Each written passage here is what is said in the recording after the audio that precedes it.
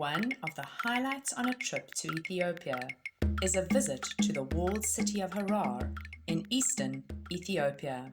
With 368 alleys squeezed into 1 kilometer, the city is a colorful maze that begs for exploration.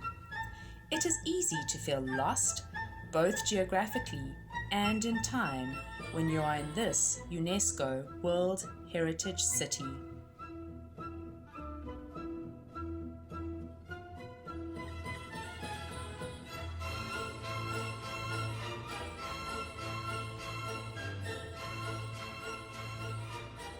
One can spend hours amongst the traditional Harari houses, 16th century gates, watchtowers, and uniquely constructed mosques and shrines situated on a hilltop in the eastern extension of the Ethiopian highlands. Harar's origin is unknown. Evidence suggests that it was founded by migrants from the Arabic Peninsula.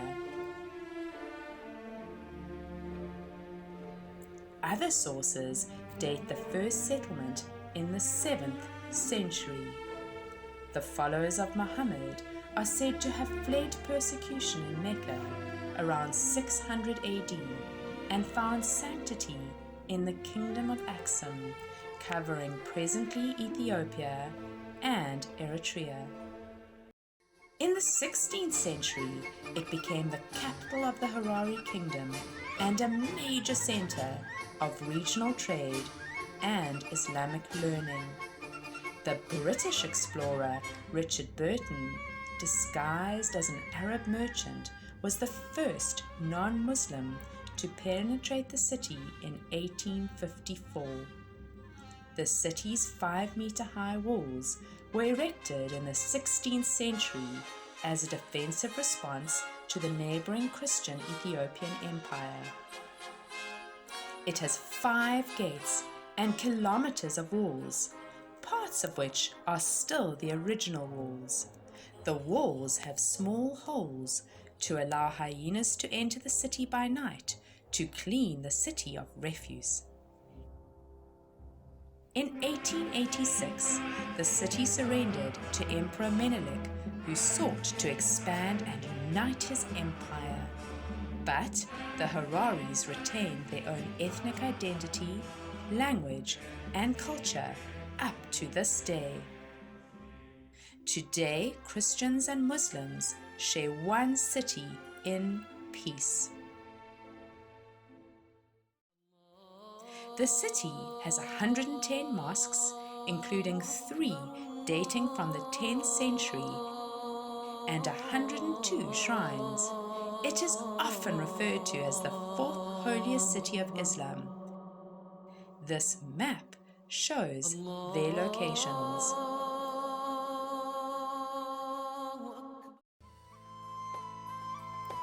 The city grew into a crossroads for commerce between Africa, India, and the Middle East, and a place where great dynasties of rich and powerful merchants grew and the arts flourished.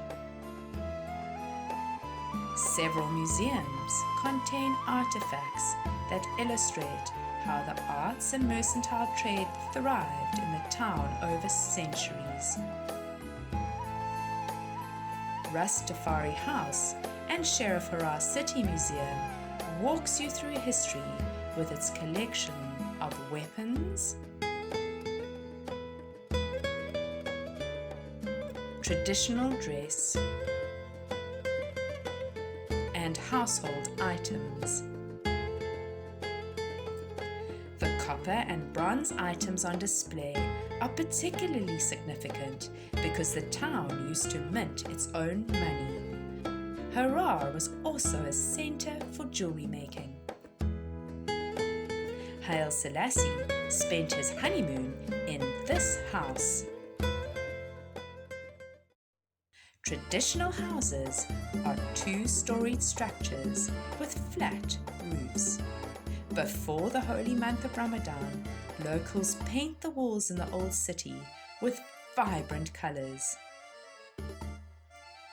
The town has specialized market streets, each defined by the goods sold there. For example, firewood, vegetables, meat, and so forth. The Showergate Street is known for its incense and spices. The colors and aromas are intoxicating.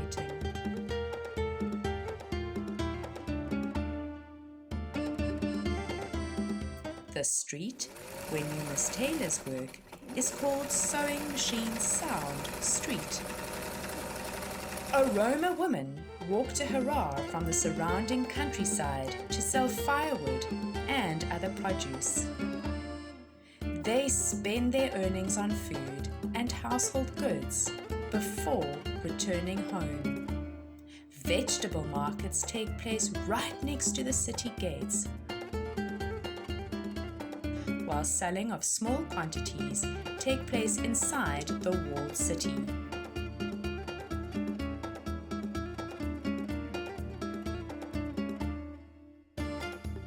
Locals can grind their own flour at the town's mill.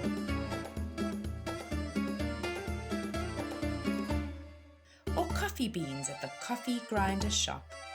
Carpenters excel in decorative panels and doors.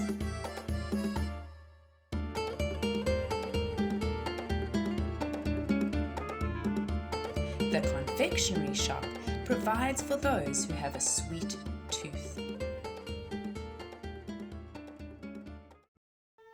Ethiopia is the largest grower of cut, most of which comes from this region.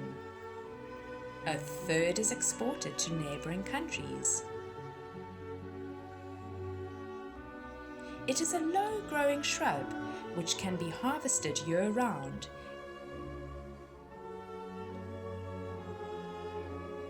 And is said to cause excitement, loss of appetite, and euphoria.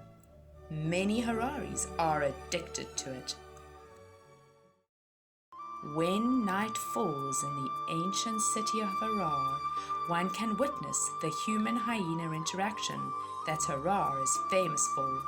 The town has for centuries shared a relationship with hyenas.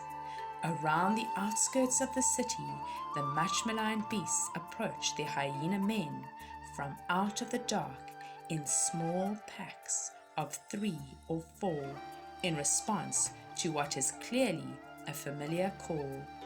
Oh, hey, hey, oh, hey.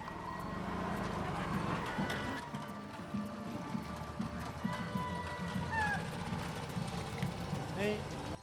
A young man skewers chunks of meat onto sticks, holds the stick in his mouth, and then proceeds to feed a number of hyena who emerge from the dark, their eyes glowing as they step into the light. The creatures behave playfully and they are fed. Under the supervision of experts, you can also get involved by proffering a meat stick. The scavengers are fed on a daily basis. Every new year in the Arabic calendar, they give them a porridge feast in one of the 4 corners of the city. For centuries, people in Harar have lived side by side with hyena, the world's deadliest predators.